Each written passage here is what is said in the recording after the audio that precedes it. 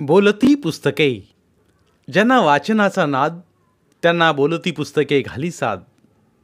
आमचं channel subscribe करा आणि सबस्क्राईब करायला इतरांनाही सांगा. नमस्कार श्रोते मित्र हो. बोलती पुस्तके सादर करीत आहे लेखक वासुदेव पाटील लिखित एक रहस्यमय कादंबरी काचा पाणी. प्रकरण 15. नरेन व नाजुका राजस्थानमधून परतले. येताच वाडीतल्या तुंबलेल्या कामाचा निपटारा करण्यात पंधरवडा कसा गेला समजलंच नाही. नरेन व नाजुका वैशाखी पुनवे बुद्ध पौर्णिमेची वाट पाहू लागले. पण तरी तत्पूर्वी त्यांचं निरीक्षण चालूच होतं. रिसॉर्टसाठी म्युझिकल नाईटसाठी एखादी संगीत पार्टी व ऑर्केस्ट्रा असावा म्हणून ठाणा मुंबईकडे जायचं ठरलं. यावेळेस नरेनला जाणं शक्य नसल्यानं नाजुकासोबत स्वतः जाधवानी जायचं ठरलं. नरेन व नाजुका तातोबा जवळ बसले असतानाच पेपराच्या रद्दीजवळ एन लँड डेव्हलपर्सचा बोर्ड असलेला फोटो असलेलं पाकिट होतं. नाजुकानं पाकिट घेत फोटो काढला. नरेनचंही लक्ष गेलं. नाजुका, हे फोटो कुणाच्या कॅमेऱ्याने काढले होते? शाल्मली व नायरा दोघींकडे होते कॅमेरे. का? फोटो डेव्हलप कुठे केले होते? शाल्मली व नायरानंच केलं होतं. त्यांनाच विचारावं लागेल. विचारून बघ आणि त्या स्टुडिओत जात निगेटिव्ह असतील तर बघ. काय होतं, बऱ्याचदा काही बिनकामाचे वाटणारे फोटो आपण घेत नाही. त्या फोटोत वा असल्या तर त्या निगेटिव्हमध्ये एखादा असा फोटो असेल तर पहा, त्यात काहीतरी क्लू मिळूही शकतो. डॅडसोबत ऑर्केस्ट्रासाठी पुढच्या आठवड्यात जायचं आहे तर करते मी तपास, नाजुकानं सांगितलं. पण आबा असताना काळजी घ्या. तेवढं समजतं रे मला. का तूच चालतो सोबत? नको. हल्ली आबा व तुझी आई इथं आले की माझ्याकडे वेगळ्याच नजरेनं बघतात असं सारखं वाटतंय मला. तातोबानं तर काही सांगितलं नसावं? नाही, तातोबा उलट त्याच्या मरणाला भीतोय. तो काहीच सांगणार नाही. मग काय माहीत, कदाचित ठाकूर वा येवतेकरांकडूनही माझ्याबाबत माहिती मिळाली असावी त्यांना. नरेन, मला वाटतं येणाऱ्या पुनवेलाही ते तुला माडीतल्या तळघरात जाऊ देणार नाहीत कदाचित. तळघरात तर जावंच लागेल, त्याशिवाय उलगडा होत नाही. मी उंट खरेदीनंतर परतल्यावरही बऱ्याचदा सागरात उतरून पाहिलं पण वाट सापडतच नाही. बरं मी काय म्हणते, डॅड नाही तोवर तळघरात रात्री उतरून एकदा खात्री करावी का? पुनवेशिवाय काहीच दिसणार नाही वाटतं. आत्ता तळघरात उतरून काहीच उपयोगाचं नाही. मागे तर आपण उतरलो होतो ना. नरेन, कदाचित विचार भग्न झालेत आपले, पण भग्नतेनंतरची सुंदरता पाहायला काय हरकत आहे? नाजुका मोहरल्या चेहऱ्यानं बोलली आणि नरेनला राजस्थानमधील म्युझिकल नाईटमधील टेंट आठवला. ती सुरावट, तो चंद्रमा आणि तो गारवा आणि शिडकावा, लेणी शिल्पाचा बारकावा आणि थिरकत सरकणारी रात्र की चांदन चुरावेचं तृप्त होत येणारी पहाट उलवत प्रकटणारी प्राची. ठीक आहे, आज रात्री एक वेळ उतरून तर पाहू, नरेन उत्तरला. नाजुकास हायसं वाटलं. रात्री जेवणं आटोपली. आता वाडीत नेहमीच गजबज राहू लागली होती. राबता वाढतच होता दिवसेंदिवस. पण त्या सर्वांचा तळ माडीपासून एकदम दूर अलग वाडीत. तातोबा, गोविंदजीस भेटलो तरी उकल नाही उकलत, म्हणून तळघरात पुन्हा जायचंय, नाजुका कोण जाणे पण विचारू लागली. ताईसाहेब, जे काही करायचं ते आता सांभाळून आणि मालक नसताना. आत्ताशी मालक माझ्याकडे व रावसाहेबांकडेही संशयित नजरेने पाहतायत. नाजुका नरेन चपापले. तातोबा, तुम्ही काही बोलले नाही ना डॅडकडं? ताईसाहेब, मीच का माझं मरण स्वतःहून मागू? पण तुम्हा सावध करतोय मी. ठीक आहे तातोबा, बाहेर लक्ष ठेवा, म्हणत नाजुका व नरेन 11च्या सुमारास देवघरात उतरले. देवघरातली निरांजने शांत संयमित पावित्र्यानं प्रकाश फेकण्याच्या पावित्र्यात तेवत होते. नरेन, उघडदार तळघराचं. नरेननं दार उघडलं.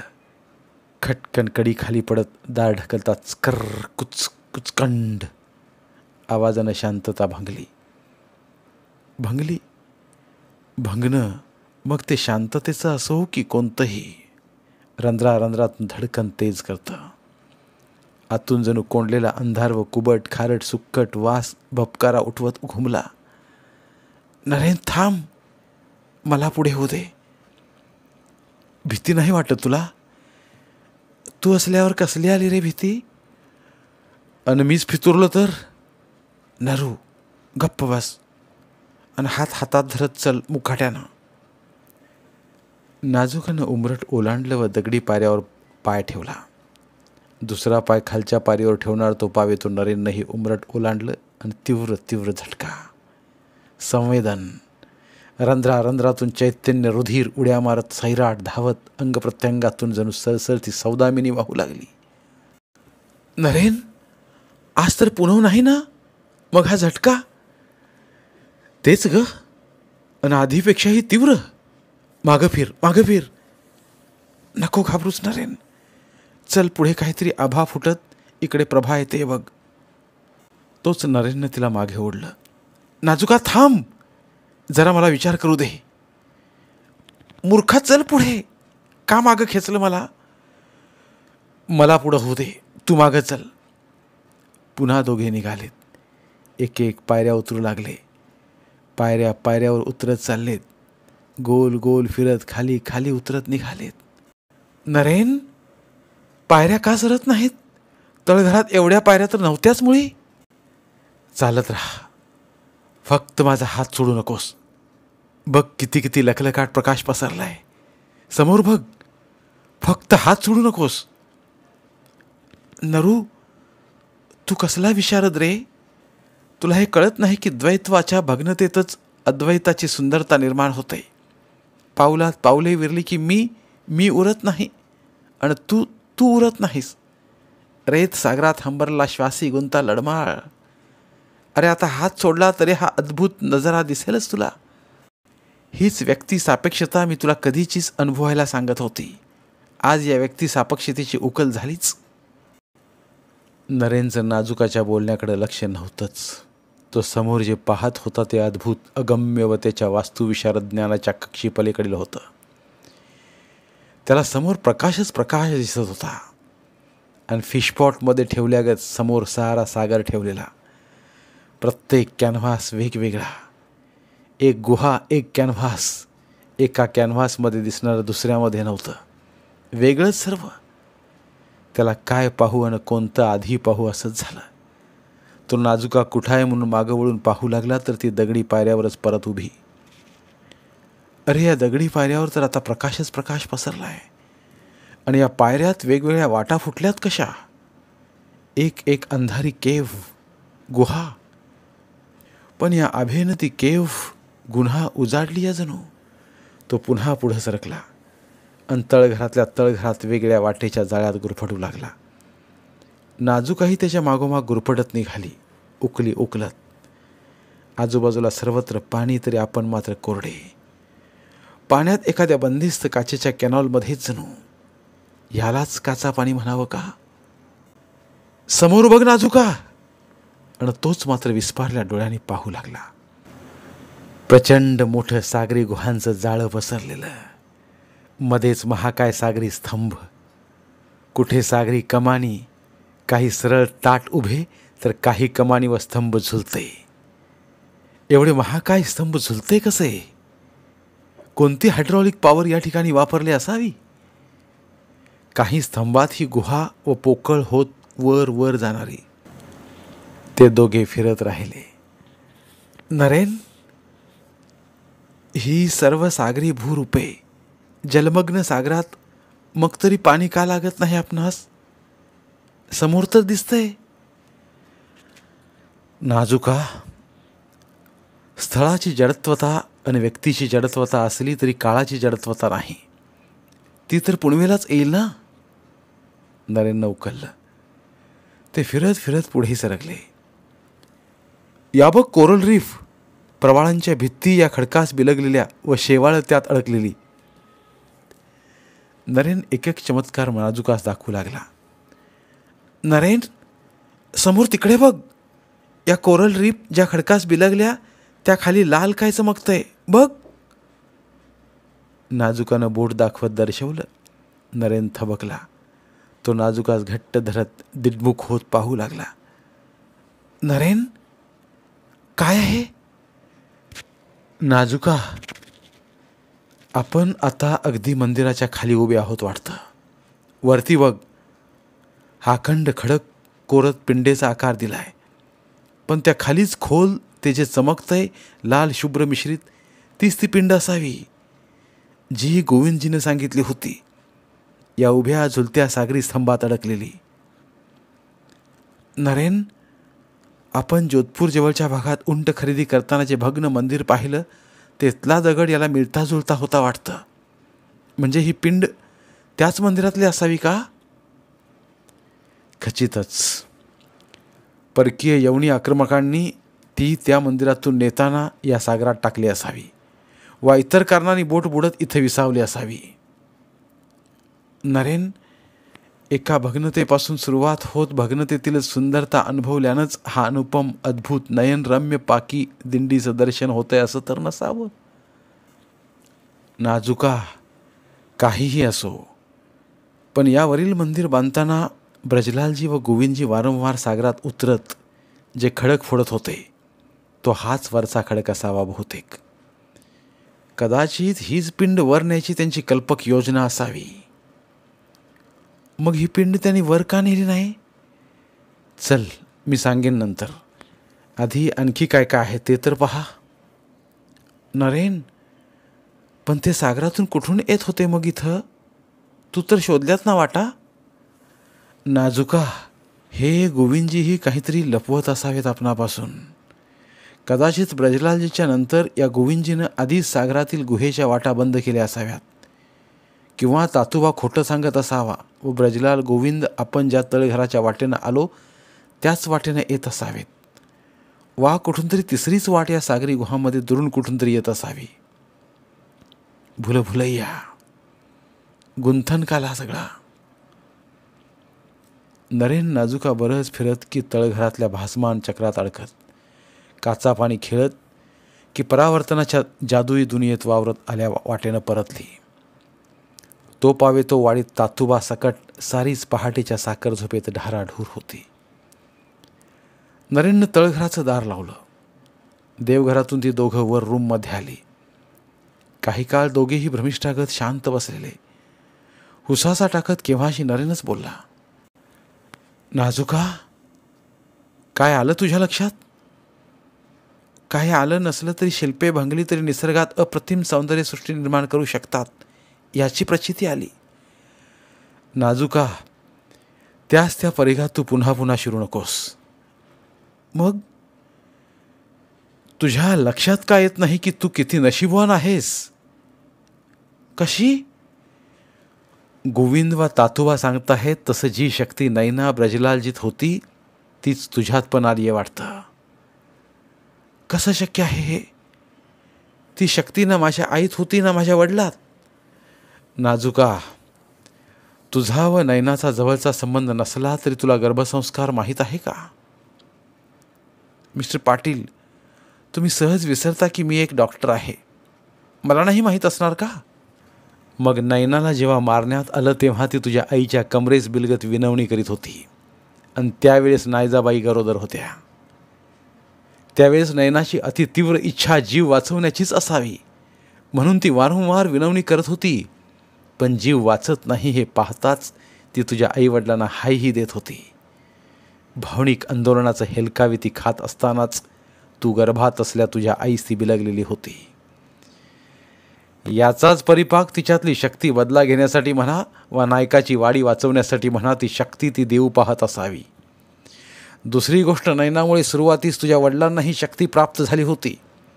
या सर्व काळात तुझ्या आईच्या मनात ही विचार येत असावेत की दयानंद नैनेकडं तर जाणार नाहीत, या शक्तीनं हेच विचार तीव्र असावेत, हेच गर्भसंस्कार तुझा पिंड घडला म्हणून कदाचित ती शक्ती तुझ्यात आली. आणि तुझी रास पहा, तीही नैनेचीच असणारी वृश्चिकच. नरेन बोलला व नाजुका मनात हसली. नरेन, पण मग मला कधीच हे का जाणवलं नाही? आधी तर कितीदा तळघरात उतरले मी. नाजुका मॅडम, वेड्याचं सोंग का हो पांघरता? अरे तूही एक वेळ माझ्यासोबत तळघरात आला होता ना. त्यावेळी झटके जाणवले होते, पण आता दिसला तो अद्भुत नजारा का दिसला नाही? तुझं म्हणणंही योग्यच. आता नरेननं तिचंच अनुकरण करत सोंग पांघरलं. अन मग मोठ्या खुशीनं समजत असतानाही नाजुकाच उलघडा करत म्हणाली, बुद्धू, माझ्या शक्ती उपजत असूनही ती मला उमगत नव्हती. नाभीत कस्तुरी असल्यागत त्या शक्तीस खरा अर्थ तुझ्यामुळेच आला. उगाच वरळी सिलिंग आड तळघर या ठिकाणी नियतीच इशारे देत सावध करत होती का? अखेर पावलात पावले विरली, चंद्रात चंद्रकोर विरली, अन मग या शक्तीचा प्रभाव जाणवला. पण मला तर वाटतं की शक्ती वगैरे हे धांदात खोटं. नियती पाक नवविधा निर्मिती करण्यासाठी दोन जीवातलं तरल शुद्ध अलवार मने की अद्वैत मन काया शोधत असावी. तशी व्यक्ती सापेक्षता झाली की ही प्रक्रिया होत असावी, ज्यास आपलं जड मन चमत्कार म्हणतं. नाजुका, खरंच कधीकधी वास्तू विशारद असल्याच्या आत्मप्रौढीत मी तू एक निष्णात वैदक आहे हे विसरतो. नरेन म्हणाला आणि नाजुकानं नकळत आकस्मिक गच्च गच्च आलंगलं. प्रिये, हेच ते तरल अलवार मन की अद्वैत मन? म्हणत नरेन ही तिला घट्ट मिठी मारली. नरेन, मंदिराखालील कोडं उलगडलंय खरं, पण तरी माडीत, तळघरात की वाडीत या घटना का घडतात हे उकलत नाही ना अजून. म्हणूनच अजून काहीच वाच्यता करू नकोस, नरेन म्हणाला व दोघे निद्रेच्या अधीन झाले. जाधव, नाजुका दोन्ही बापलेक सोबतच मुंबईला निघाले. मुंबई ठाण्यात फिरत दोघांनी ऑर्केस्ट्रा ठरवला. तदनंतर नैना, नायरा व शाल्मलीला भेटायला निघाली, तर जाधवही आपल्या वेगळ्याच कामासाठी निघाले. नैनानं शाल्मली व नायरास घेत फोटो रोल डेव्हलप केलेला स्टुडिओ गाठला. फोटोग्राफर शाल्मलीच्या नात्यातलाच होता. शाल्मलीनं सांगताच त्यानं बरंचसं खोके अडगळीतून काढत बिनकामाच्या फोटोचा कचरा काढला. नायरा, शाल्मली व नाजुका तिघे खोके पालते घालू लागल्या. हाती काहीतरी लागलंच. चांगले न आलेले फोटो शाल्मली नायरानं न घेतल्यानं ते तिथेच पडले होते. त्यात 2 फोटो सापडलेच. एका फोटोत पुढे मुली व मागे एन लँड डेव्हलपर्सच्या बोर्डाजवळ चिंदूबा उभे. नाजुकानं तो फोटो उचलला आणि लगेच दुसरा फोटोही तिनं उचलला व ती थरथरली. दुसऱ्या फोटोत पुढे नायरा व ती उभी आणि मागे बोर्डजवळ चक्क काहीतरी हातवारे करत डॅड दिसत होते. जणू ते चिंदूबास काहीतरी सांगत असावेत. पुन्हा उकल उकलतानाही गुंता. काय हा प्रकार एक उकल उकलताना अधिक गुंता वाढवतोय? गाडीत ती शांतपणे बाहेर पाहत विचारात दंग होती. येवतीकर ठाकूरकडं व आपल्यासमोर डॅड एन लँड डेव्हलपर्सच्या बोर्डाशी संबंध नसल्याचं सांगत होते व हा बोर्ड आपल्या जागेत कसा आला हेही माहीत नसल्याचं सांगत होते. तर मग फोटोत बोर्ड दिसतोय त्याजवळच चिंदूबा व ते उभे आहेत, बोर्डवरून काहीतरी सूचना देत असल्याबाबत. मग आधी डॅड खोटं बोलले. एन म्हणजे नाजुका नायजा लँड डेव्हलपर्स असावे, जे आपल्याच जमिनीत होते व डॅडला माहीत होतंच. ती डॅडकडे रागात पाहू लागली. पण डॅड, जाधवही वेगळ्याच तंद्रीत होते. एकदा जाधववाडीत आपल्या ठाण्याच्या डॉक्टर मित्रास घेऊन आलेले रिसॉर्ट पाहण्यासाठी. तोच डॉक्टर मित्र त्यांना नरेनला मी कुठेतरी पाहिलं हे वारंवार सांगत होता. सपकाळ, कुठं पाहिलंय ते आठवा मग, बोर झालेले जाधव विचारत होते. पण सपकाळला आठवत नव्हतं. ते डोकं खाजवत वाडी व नरेनला पाहत राहिले. वाडी पाहून निघू लागले तोच त्यांना आठवलं. डिके, आठवलं? तू ये ठाण्याला, मी दाखवतो तुला, म्हणून तो निघून गेला. म्हणून आज नाजुकास त्यांनी शालमलीकडे सोडत सपकाळला गाठलं. सपकाळनं खेळण्याचं दुकान गाठलं. खेळणी घेताना दुकानात लावलेले फोटो दाखवला. मुळात ते दुकान उमेश बिनवडेचं होतं व त्यांना आपला भाऊ मालोजीराव पुतण्या नरेन यांचा एकत्र असल्याचा जुना फोटो भिंतीवर लावला होता. सपकाळनं कधीतरी तोच पाहिला होता व वाडीत आल्यावर नरेनला पाहताच त्यांना नंतर आठवलं व त्यांनी डॉक्टर जाधवांना म्हणून बोलवलं होतं. जाधवाने दुकानदारास विचारलं, साहेब, हे माझे बंधू मालोजीराव बिनवडे व पुतण्या नरेन. भाऊ पोलीस अधिकारी होते पालघरला. जाधव निघाले. काचाच काचा पसरल्या. कोणती काच उचलावी व कोणती दडवावी, बिलोरी स्वप्नांचा चुराडा. वास्तविक नरेन पाटलांच्या कुटुंबाचा तपास करण्यासाठी आपण किती उत्साहानं आलो होतो. ज्या नरेन पाटलाकडे आपण आपली मुलगी स्वखुशीनं सोपवली तो त्या बिनवडे इन्स्पेक्टरचा मुलगा निघावा. म्हणजेच तो आपल्या वडिलांच्या मृत्यूचं गूढ उकलण्यासाठीच वाडीत आला असावा. रिसॉर्ट निर्माण करण्याचा उद्देश दुय्यम, म्हणून तर त्यानं आपल्या काचईगत बाहुली स्वीकारलं नसावं, चुराडा करण्यासाठीच. म्हणूनच तो माडीचं तळघर शोधू पाहतोय का, की खरंच रिसॉर्ट बांधण्यासाठी आला असावा व मृत्यूचं गूढ उकलण्यासाठी आला असावा, पण आपल्या बेबीच्या प्रेमानं बदलला असावा. पण हे कदापि शक्य नाही. केवळ रिसॉर्टसाठी आला असता तर आपली माहिती त्यानं लपवली नसती. तो बिनवडीच्या मृत्यूचा बदला घेण्यासाठी झाला आहे. पण मग आता पुढे काय, बेबीचं काय? जाधव बेबीकडे पाहत होते तर बेबी आपला डॅडकडे. दोघांच्या हातात तेच खेळत असल्या काचापाणी खेळातील जणू काचेचे बिलोराचे तुकडे होते. एकाही तुकड्यानं जराशी हरकत केली तरी लहूलुहान. नाजुका प्रेमाचा काचापाणी खेळत होती तर जाधव आपल्या मृत्यूशी चाललेला लपंडाव टाळण्याचा काचापाणी. तर नियती व शंभू महादेव वेगळाच काचापाणी खेळत होते. बाबू, काचापाणीची उकल कशी होणार? तलवाटीत येताच नाजुका स्त्री उतरवत जाधव सरळ तलसरीला निघून गेले. नाज, महाघोल झालाय. काय झालं? मी डोळे झाकून विश्वास ठेवायला नको होतं. काय झालंय ते तरी सांगणार? नरेन पाटलावर विश्वास ठेवत आपल्या बेबीसाठी त्याची निवड केली ही महाचूक. मी तर आधीच बोलली होती त्याच्या कुटुंबाचा तपास करा. लागलाच तपास. शोध संपला व एक नवा शोधही सुरू झाला. कसला? नरेन पाटील हा इन्स्पेक्टर मालोजीराव बिनवडेचा मुलगा आहे. काय? अय्या महादेवा, माझी बेबी तर पूर्णतः कह्यात गेली आहे त्याच्या. आता कसं होणार? नाज, बेबीला याबाबत काहीच कळता कामा नाही ना त्या नरेन पाटलास. पाहुयात 2 अनुमानापावे तो पोचायचं. आपणास त्यातील कोणतं तरी एक अनुमान सत्य होतं, निष्कर्ष निघेलच. फक्त नाळी पुनव पावितो जसा काचापाणीचा खेळ सुरू आहे तो तसा सुरू ठेवायचा. पण पहिलंच अनुमान सत्य झालं तर निघणाऱ्या निष्कर्षात बेबीचं काय? नियती कोणता खेळ खेळते हेच पाहायचंय. काळानं कुस बदलायला सुरुवात केली आहे, पण हे निश्चित. नायजा व जाधव झोपायला निघाले. तलासरीत मात्र नाजुकानं दोन्ही फोटो नरेनला दाखवले. नरेन, तुझा होरा अचूक निघाला. बघ, हे 2 फोटो मिळाले. नरेननं फोटो पाहिले व त्याची नजर विस्फारली.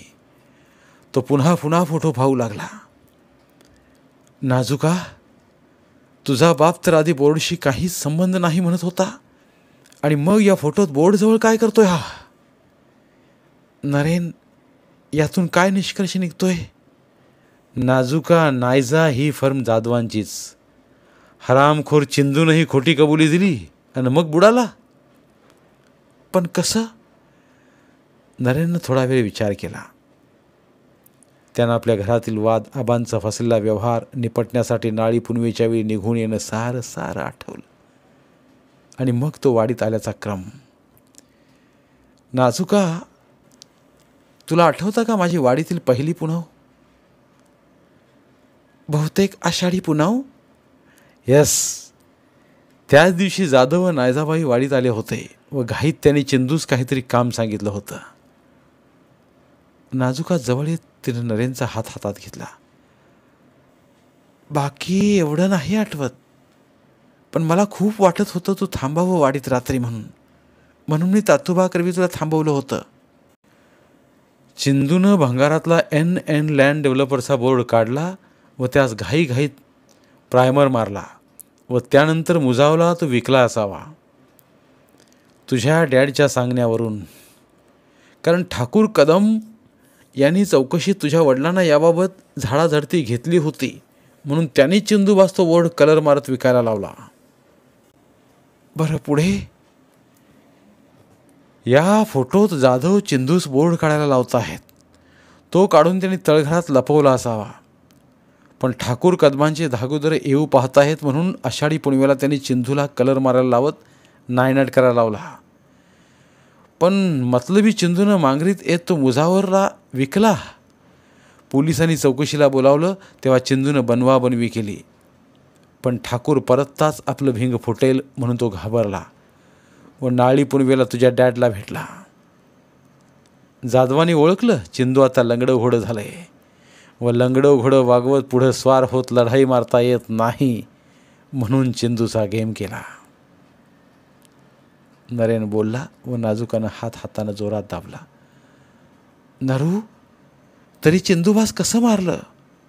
तुझ्या आबांशी कोणता व्यवहार कसा व का केला आणि तुझ्या आबांनाही कसं बुडवलं हे कळतच नाही ना? उकली उकलूनही त्याच ठिकाणी येऊन थांबता आहेत. नायकांची वाडी उद्ध्वस्त, ब्रजलालजी गेले आणि मग उखडा लावल्यागत दरवर्षी एक निरपराध जीव, नैना ते चिंधू. हेच कोडं उकलायचंय, पण तुझ्या वडिलांना कळू न देता.